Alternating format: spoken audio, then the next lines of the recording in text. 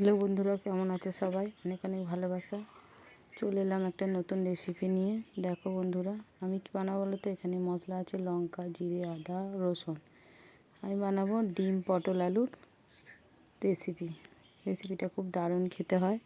আর এরকম ডিম পটল আলুর রেসিপি ঝাল ঝাল বেশ আর টকের ডাল হলে এই গরমের দিনে খুব দারুণ খেতে হয়। দেখো, আমি এই পটলগুলো এবার একটু ভেজে নেব। নিয়ে ডিমটা আমার সেদ্ধ কড়াই আছে, তোমরা দেখতে পাবে। পরস্পর দেখতে থাকো। এই যে আমার পটলগুলো ভাজা হয়ে গেল।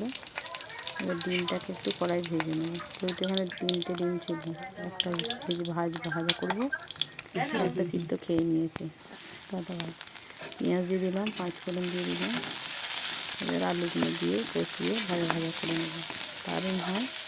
আমি কিন্তু একটু অল্প সময়ের মধ্যে করেছি, আর বেশি ভিডিওটা বড় করিনি, অল্পই হয়েছে যেহেতু।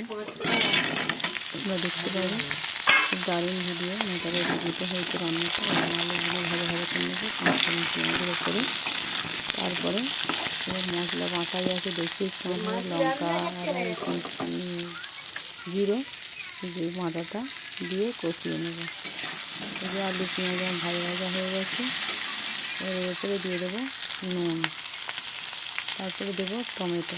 নুনটা দিয়ে নেড়ে যখন একটু টমেটোটা ভাজা হয়ে যাবে, তারপরে মশলাটা দিয়ে দেবো।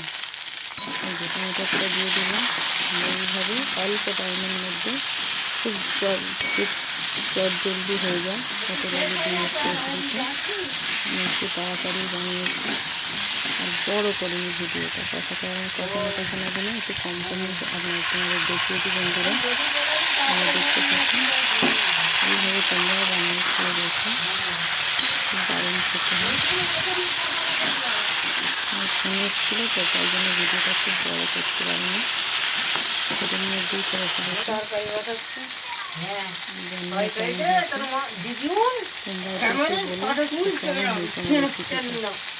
আলু ভাজা হয়ে গেছে, মশলা কষানো হয়ে গেছে, বসিয়ে দাও। এই গরমের দিনে এই যে মশলা আলু কষানো হয়ে গেছে, তেল ছেড়ে গেছে। এবার আমি নাড়াচাড়া করে সামান্য জল দেবো।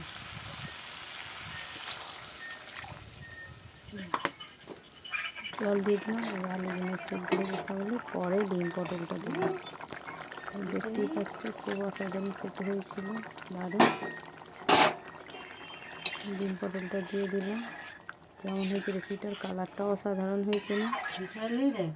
মুখে লাগার মতন দারুণ রেসিপি, খেতে খুব সুন্দর হয়েছিল। টকের ডাল মাখো তরকারি, দারুণ খেতে হয়। কেমন হয়েছে কমেন্ট করে, লাইক করে আমার পাশে থাকবেন।